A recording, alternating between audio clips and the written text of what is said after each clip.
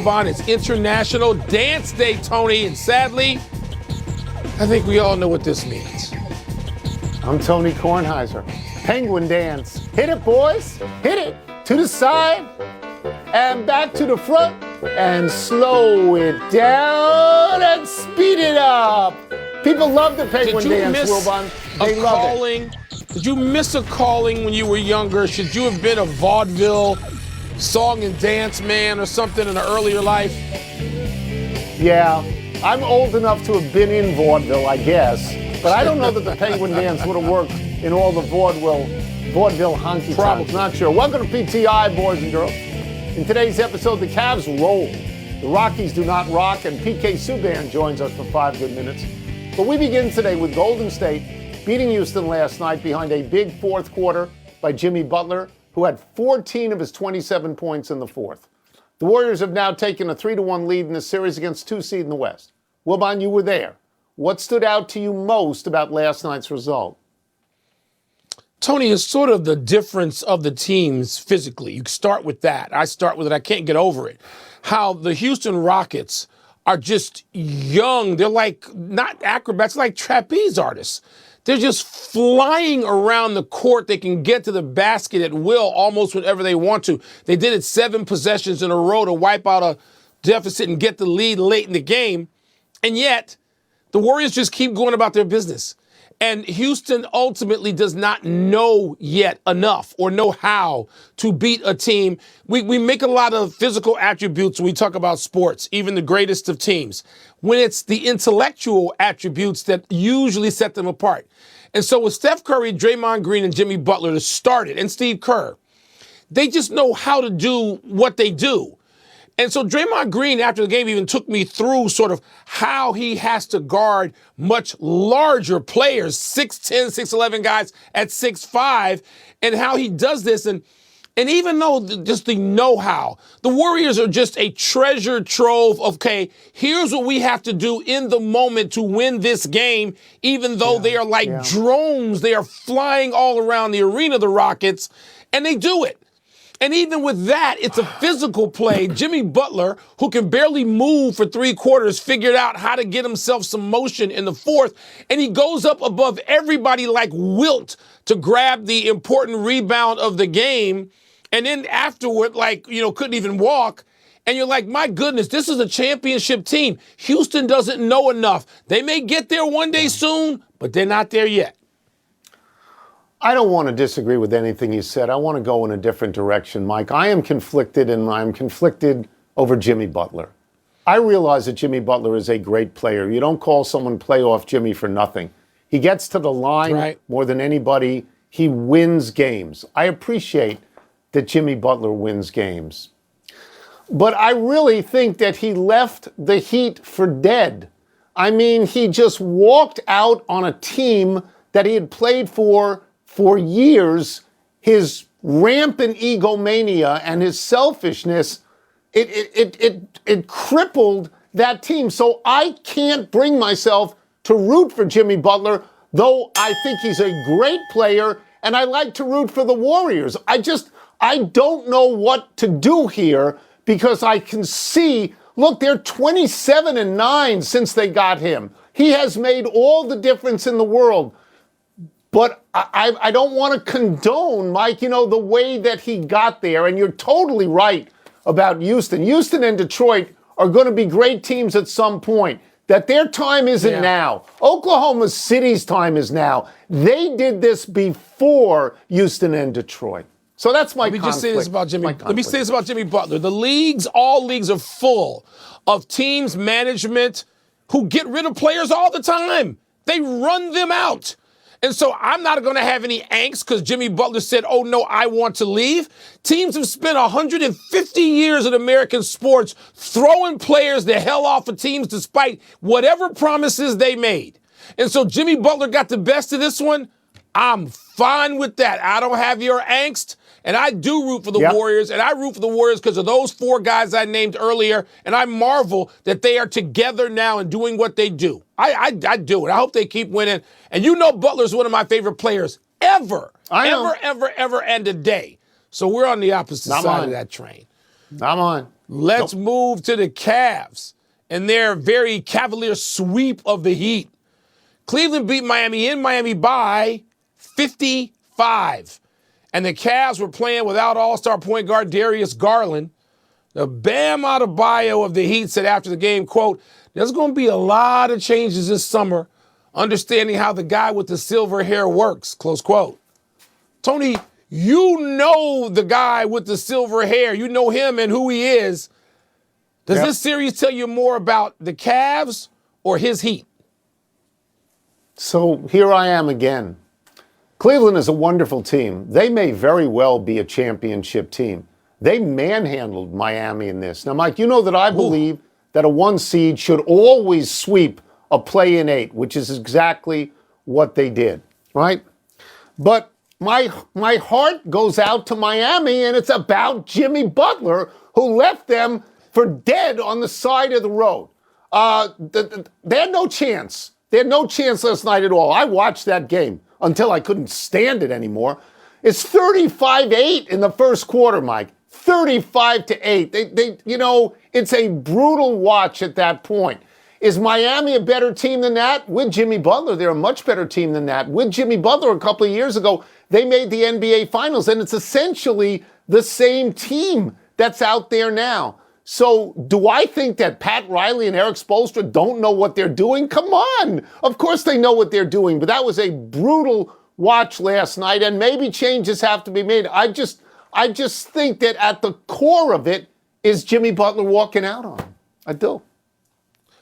Tony, I'm going to go back to the Pat Riley part of this because I got this great text last night, like us, and I'm in the Warriors game, but I'm watching this at 30. That's just the score you named. And I'm like, what is going on here? Tony, players from the other teams are like, whoa. And a large part of that is because Miami, people look at Miami and marvel at them often, admire them often, fear them sometimes, respect them all the time because of Pat Riley. Yes, Pat Riley and Eric Spoelstra and the crew, but Pat Riley. And the great Bob Ryan texted me during this, and Ryan, of course, has been following Pat Riley for Pat Riley's whole life in basketball, which is, almost 60 years. And Ryan's text said, how does Pat Riley feel about watching his team get trumped by 37 and then 55 points? And so to me, we'll get to Cleveland. You're right. And I'll give you credit because all year you've been saying Cleveland, pay more attention. And I've been saying, I don't know. But Tony, I'm wondering, what is Miami going to do? Because Pat Riley doesn't take these things. So now, you love Pat Riley. I know how much you respect him as an executive, as a coach before that. Like, how does Pat, what is he going to do next? Miami just lost at home by 37 and 55. That's never happened before. Yeah. Miami was swept by a total of 122 points. That has never happened before. They were down last night by 60. You want to buy a ticket to that? Let's move to baseball. The Colorado Rockies lost again last night at home to the Braves. Colorado has now lost 7 in a row. They are a Major League worst 4-24 on the season. That is the worst start in National League history. The Rockies are on pace to go, hold on now, 23-139. Wilbon, at what point does the performance of the Rockies become a problem for baseball? No point. No point at all. This was just done last year by a franchise that's 3 times older, maybe 4, than the Rockies, the White Sox, who've been around since like the 1880s. It mattered a little bit with them because they've been around so long and you have generations of fans. You don't have that with the Rockies. I'm sorry. I'm not a guy who talks about flyover states because I grew up in one of them.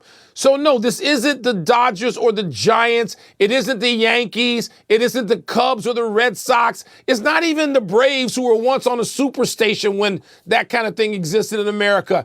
It isn't. And it isn't even the A's who have played themselves from Philadelphia to Kansas City to Oakland to now obscurity. It isn't. It's the Colorado Rockies, and nobody knows anything about the Rockies unless they live in the 4th time zone. It doesn't matter. Couldn't matter. It isn't. Doesn't. I agree with all of that sentiment. I will say, however, that the future of the Rockies is bleak at the moment. They are in the hardest division in all of baseball, the National League West. Yeah, this number is amazing. 45 of their remaining 134 games, just 45 of them are against teams that now have a losing record. They didn't just start losing this year, Mike. This is endemic. They have lost, this will be their 7th straight losing season. They put 3 90-plus losses back to back to back, and now they're working on a third probable 100-loss season. So, and if you look at the metrics, they're worst in baseball in pitching, in hitting, and in defense. That's all there is, and their farm system stinks. So I'll just take 20 more seconds. Bud Black's been there since 2017. Made the playoffs early, but all these losses are on his resume. Their general manager, I believe his name is Bill Schmidt, got there in 2021, has never had a winning season. And if you can't put a farm system together, what are you doing? And you hate to say this because it's about jobs, but sometimes you have to make changes for change's sake because there's no long game here. There's no long game. Let's take a break. Coming up, the Florida Panthers play very edgy hockey, and we will ask PK Subban about that. We'll also ask him why Jet star goalie Connor Hellebuck suddenly struggling. Not as badly as the Rockies, because he's a Vezina Trophy winner, Rockies, probably. No, they're terrible. Struggling. You're right about the White. All right, Wilbon, which team has the best chance to come back from a 3-1 deficit? The best. Tony, I don't want to fall into this trap, but I'm going to fall into this trap and say, I guess the Lakers, because the Lakers and Rockets are the only 2 teams of those down 3-1 that would have games 5 and 7 potentially at home. So that helps. I got to look at those 2 teams. Do I think that the Rockets are going to come back? And the Rockets were angry last night post-game at themselves and just thinking they had a chance to have a stranglehold on this series, and they don't. But I don't think they know enough yet. Their time is a little ways away. The Lakers, they got LeBron and Luka right now. And their roster's flawed, and I don't think they're going to do it necessarily, but I don't want to bet against them. They got LeBron and Luka. They could do it. Yeah. They win tomorrow night, Wednesday night in L.A. They put all the pressure back on Minnesota to go back to Minnie and get that win there. I'm going to say the Lakers have the best chance of the teams down 3-1. Okay. All right, so let me go over this list of people down 3-1. The Milwaukee Bucks have no chance. They have no chance. None. They just lost. Not without Dame. Dame Lillard. They have no chance. Orlando has no chance against Boston. They have absolutely no chance. So that leaves me with 3 teams. That leaves me with the Lakers. I want to see the Lakers win. I think they got robbed in one of these games. And you're right, they got LeBron and they got Luka. So I'm going to give them a chance. The Rockets, I don't know. I don't know about the Rockets because, as you've been saying, it's not really their time. It's not like Minnesota, which has been, for example, to the conference finals as recently as last year, which is why the Lakers have a little bit more trouble. But I also think the Pistons have a chance. Those games have been very close. The Pistons missed an opportunity because there was a non-call at the end of the last game against the Knicks. The Pistons missed an opportunity, I think, to win that game. I think you would agree. They were going to win that game. So those games, those teams give me the sense that the Pistons might have a better chance at this than the other teams. I don't want to see it. Point, Tony. I grew up a Knicks fan. I know you're Knicks, and you're coming around late to my guy Jalen Brunson. I was stupid enough to say that somebody other than Jalen Brunson was going to be the best player in that series. I said Kate Cunningham, who's coming, who's going to be a great player. But Jalen Brunson, he's the best. Jalen Brunson controls that series right now. That's right. That's it. He also has a tendency to get hurt. Right? He gets hurt. Physically, he gets hurt. I know. Don't speak it into existence. We need Jalen Brunson healthy for a Celtics-Knicks series. We're done. Back to you. I-95ers. Let's dig into the Stanley Cup playoffs with our great friend ESPN hockey analyst PK Subban. Let's start with this. Aaron Ekblad of the Panthers laid out Brandon Hagel of the Lightning last night. Nothing was called at the time. The Panthers, PK, play with an aggression that seems like it can destabilize an opponent. How much of an edge is that? Oh, definitely. And it can also destabilize parts of your body depending on where they're hitting you. This is very consistent with how they play. It's a pack mentality. I watched Matthew Tkachuk all last game, quietly go about his business. It wasn't all over the TV screen. He didn't make a lot of noise, but every time he had a chance to put a lick on Jake Gensel, every time he had a chance to cross-check him, every time he had a chance to bump him, he did it. And I watched it specifically. It wasn't something that was talked about, but this is how they play. They play on the edge, and they're okay with it going over the edge every now and then. That's playoff hockey as far as I'm concerned. Wow. PK, let's move to a series I'm personally more interested in. The Oilers and the Kings back on the ice in Los Angeles again. The Oilers have tied this series 2-2, but they get off to these excruciatingly slow starts and only seem to be able to pull themselves together late. What is up with that, and is that sustainable? Well, they scored 7 goals in the third period of both the last 2 games in comeback wins. Out of those 7 goals, 5 of those goals were with the man advantage. 2 were power play, 2 were empty netters, and 1, I think, was what the goalie pulled. So what does that say about the Edmonton Oilers? You can't go down a man. You can't be at a disadvantage against them. They're too skilled and too experienced. And for the LA Kings that are trying to pull off a tough feat, eliminating the best player that the game has potentially seen in the last 2 decades or beyond, eliminating him in the playoffs in the prime of his career is no easy feat. If they thought they were going to do that in 4 or 5 games, I would have said, guys, I don't know what you're drinking out in LA, but it ain't happening in 4 or 5. They know this thing's going to be tough. They got to take care of business at home. It's business as usual. Jim Hiller has every reason to be, a little bit upset. They've had 2 great opportunities to put this team away, but it's a part of their learning process for those young players. You see Quentin Byfield. That's not a mistake. That's a routine play when he's trying to get that puck out of the zone.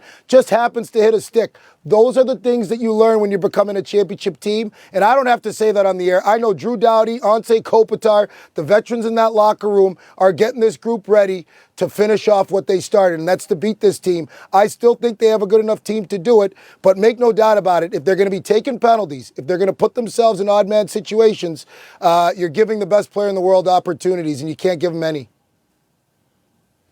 One of the mysteries so far of the playoffs is Connor Hellebuck struggling and being pulled a couple of times. And I know that series, Winnipeg and the Blues are tied at 2, PK, but what's wrong with Hellebuck? I mean, we're not used to seeing him struggle like this.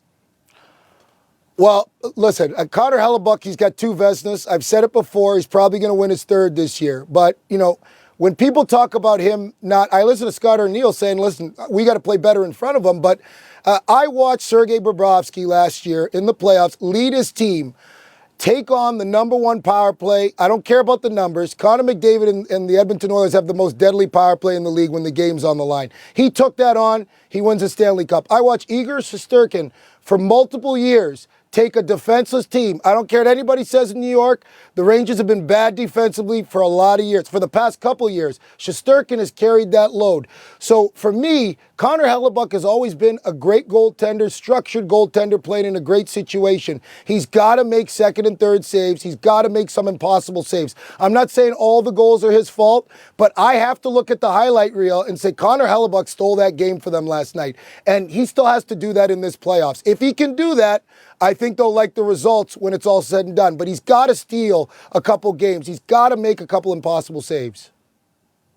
Let's get you out of here on this. There are 2 games tonight. The Maple Leafs can close out the Senators, and the Wild and Vegas face off tied at 2 games each. PK, which game is more intriguing to you?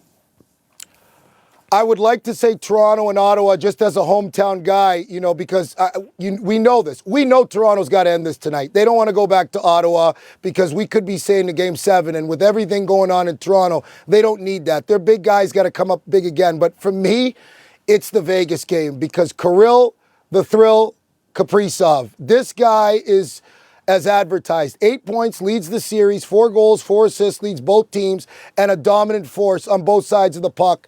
Vegas is in trouble. They got to get to their A game, and they got to shut down that line. I said it yesterday. I'm going to say it again.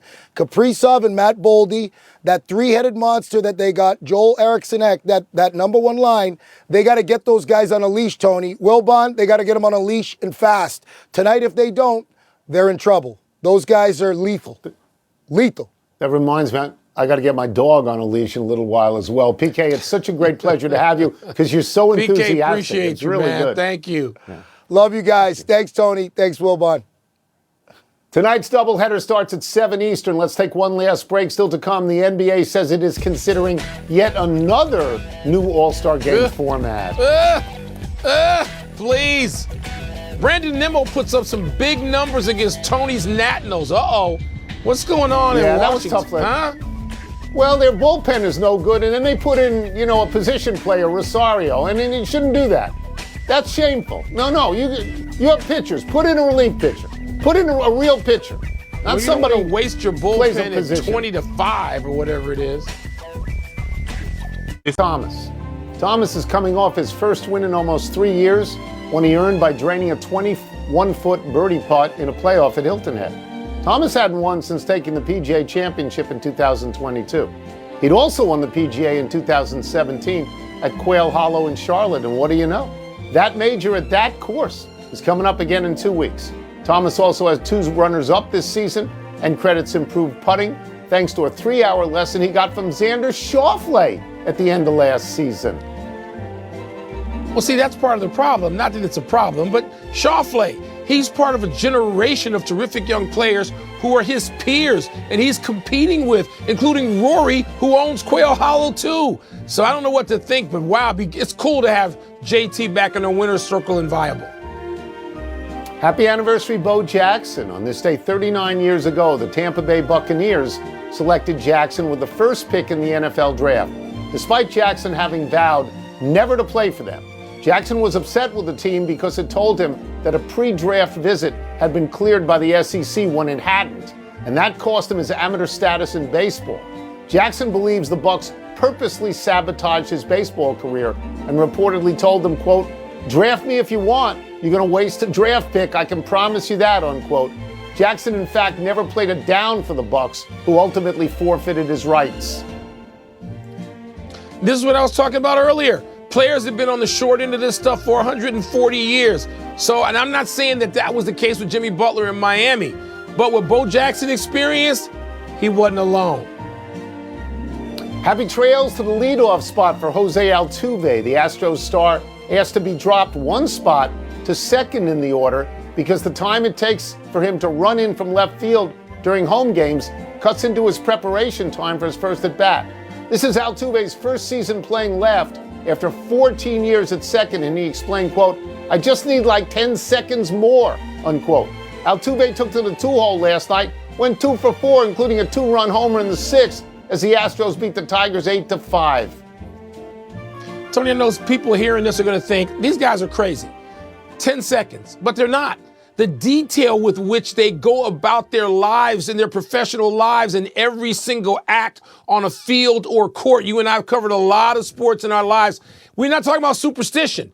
This matters to them at a level that most people can't realize, which is why they make tens of millions of dollars in a lot of cases like Altuve's. He's a Hall of Famer. If he wants to bat second, bat him second. Big finish. Sacramento Kings will reportedly elevate Doug Christie from interim head coach to the real deal. Okay with you? Yeah, Doug Christie was 27-24 in that interim time. It was kind of a bad finish, 7-13 in the last 20, but he seems deserving. He's a Kings guy. George Kittle agreed to a 4-year extension with the Niners. Is that deserving? He's a great tight end. Of course it is. Adam Silver says the NBA is considering USA versus the world options for next year's All-Star game. I believe you have that. Yeah. I've had it for 10 years. Let's see some action. Brandon Nimmo had a slam and 9 runs batted in for the Mets against your Nats last night. How'd that taste? Didn't taste that great. Nats bullpen is horrific. Let me say that again, horrific.